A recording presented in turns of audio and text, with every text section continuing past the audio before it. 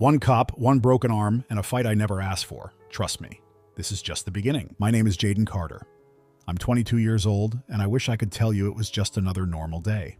But no, life decided. Hey, let's throw this kid into the deep end for laughs. It all started with me standing outside a grocery store, holding a bag of groceries and clinging to a faint hope that maybe, just maybe, I could get home in peace. Spoiler, I couldn't. Here's the thing. My life wasn't perfect, but I was managing. I worked at the local library, saving up for college, and helped my dad run his small repair shop. It wasn't glamorous, but it was honest work. Anyway, there I was, minding my own business, when a police cruiser pulled up to the curb and screeched to a stop, barely a few feet away. That's when my day took a sharp nosedive. "Hey you, stand still!" A harsh voice barked at me. I glanced up and saw him. A tall, white cop, with a face so grim it looked like someone had just slapped him awake. His eyes locked onto me, sharp and unyielding, like a predator spotting its prey. Me?" I asked, glancing around, praying he was talking to someone else. But nope, the guy was laser-focused on me. He gestured for me to come over, and that's when I knew I was in trouble. "Let me see some ID," he commanded. "No, please, no explanation, just an order." His tone didn't leave a room for negotiation. "Sure, officer," I said, reaching into my pocket for my wallet. But of course, my luck being what it was, my ID wasn't there. Panic set in as I patted my other pockets. Still nothing. I think I left it at home. I live just down the street. I can..." "Are you kidding me?" he interrupted, his voice dripping with disdain. "Do you think I have time for your excuses? Hands behind your back." Now, every fiber of my being screamed, "Jaden, just cooperate." But of course, I didn't listen to my better judgment. Wait, what did I do? I didn't do anything," I protested, trying to reason with him. His expression darkened further. "Resisting, huh? All right, let's make this easier for you," he sneered, grabbing my arm and twisting it behind my back. The pain was instant and electric, shooting up my shoulder like a lightning bolt. Ow, okay, I'm not resisting.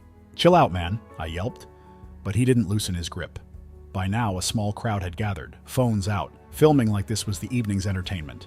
"You don't have to do this," a middle-aged woman in the crowd shouted. "He's just a kid." "Mind your own business, lady," the officer snapped without even glancing her way. "This punk's got a lot to explain." "Punk? Are you kidding me?" I was standing there with a bag of groceries, a carton of milk and a couple of apples. And I looked like a criminal? "Officer, I'm just trying to get home. Can we please..." I started again, but he wrenched my arm harder. This time I heard a sickening crack. My vision blurred from the pain. "Stop whining. If you didn't want this, you should have cooperated," he said with a smirk that made my blood boil. People in the crowd murmured and filmed, but no one stepped in. It was like they were watching a live-action drama unfold. Some looked sympathetic, others just curious, and a few even seemed entertained. "Someone call his dad," another voice shouted, but no one moved. By then, I was shoved into the back of the police car, handcuffed and humiliated. My arm throbbed with every heartbeat, and all I could think was, what the hell just happened? And that, ladies and gentlemen, was how my day went from bad to absolutely catastrophic. Let me tell you something. There's no humiliation quite like sitting in the back of a cop car, handcuffed, with one arm throbbing like it's been run over by a truck. The air smelled of stale coffee and whatever regret was soaked into the back seat. I glanced out the window, my reflection staring back at me like, what the hell, man? My groceries were still lying on the sidewalk, abandoned like the rest of my dignity. The officer, let's call him Officer Stoneface, didn't say a word as he drove. The guy had this aura, like he'd won the Powerball of bad moods. I wanted to ask him where he was taking me, but my brain was too busy processing the fact that my arm was definitely broken. The pain wasn't even subtle. It screamed at me every time the car hit a bump. "Hey, officer," I finally said, my voice shaky but trying to sound steady. "Can you at least tell me what I did? Like, is there a reason for this whole circus?" He didn't even flinch. Just kept driving, one hand on the wheel, the other tapping the radio like he was bored out of his mind. "Okay, cool. The silent treatment. That's professional," I muttered, more to myself than to him. My sarcasm, as usual, was wasted on the universe. Finally, we pulled into the police station, a dull, gray building that looked like it hated its job as much as I hated being there. Stoneface yanked open the door and practically dragged me out. "Careful, man. My arm," I started, but he cut me off. "Should have thought about that before resisting," he said with a smirk that made me want to punch something. If I could have moved my arm without seeing stars, I might have tried. Inside the station, the fluorescent lights buzzed like they were mocking me. The room smelled like bad coffee and even worse attitudes. A couple of officers at the desk glanced up, and I swear one of them stifled a laugh. Great, glad to know I was the evening's entertainment. Stoneface shoved me into a chair, my handcuffs digging into my wrists. I winced, but kept my mouth shut. At this point, talking felt like pouring gasoline on a fire. "What's the charge?" one of the desk officers asked, clearly more interested in his half-eaten sandwich than in me. "Suspicious activity," Stoneface replied, leaning casually against the desk like this was his version of happy hour. "Kid was loitering outside the grocery store, refused to cooperate." "Loitering? Seriously?" I said before I could stop myself. "I was waiting for my ride. That's a crime now?" The desk officer raised an eyebrow, his sandwich halfway to his mouth. "You got ID, kid," I sighed. "I told him. I left it at home. I literally live like 3 blocks away."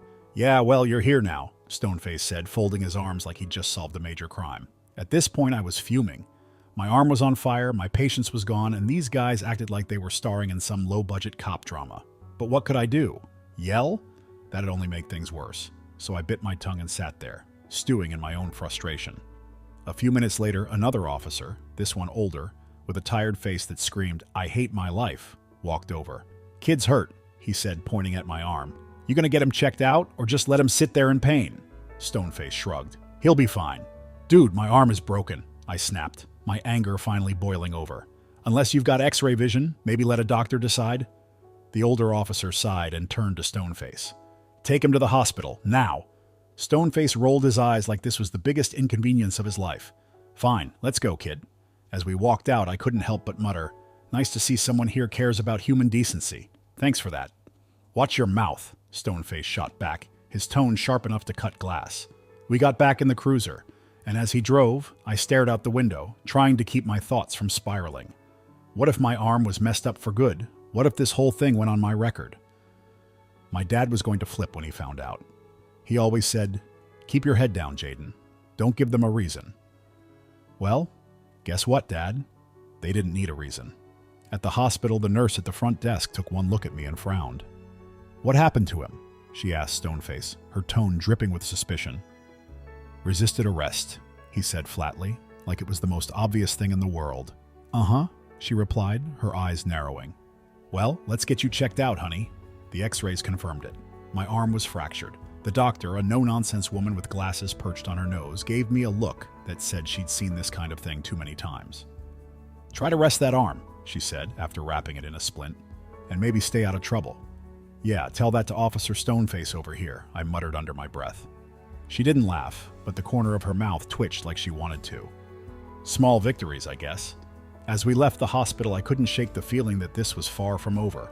Stoneface seemed way too smug, like he thought he'd gotten the last word. But he hadn't. Not by a long shot. Back at the station, things were somehow worse. My arm was now splinted, the pain dulled but constant. And Stoneface? He was acting like he'd just won the lottery for bad behavior. He tossed me back into the same chair, his smirk firmly in place. "Welcome back, kid. Miss me?" he asked, leaning against the desk. "Like a root canal," I shot back, earning a glare. Yeah, I was over being polite. The older officer from earlier, let's call him Officer Tired Eyes, walked over, eyeing me with something that almost looked like pity. "Why's he still cuffed?" he asked. Stoneface shrugged. "Procedure." "Cut it out," Tired Eyes said, his tone leaving no room for argument. He pulled out a key and unlocked the cuffs. My wrists were raw and red, another reminder of how my day was spiraling.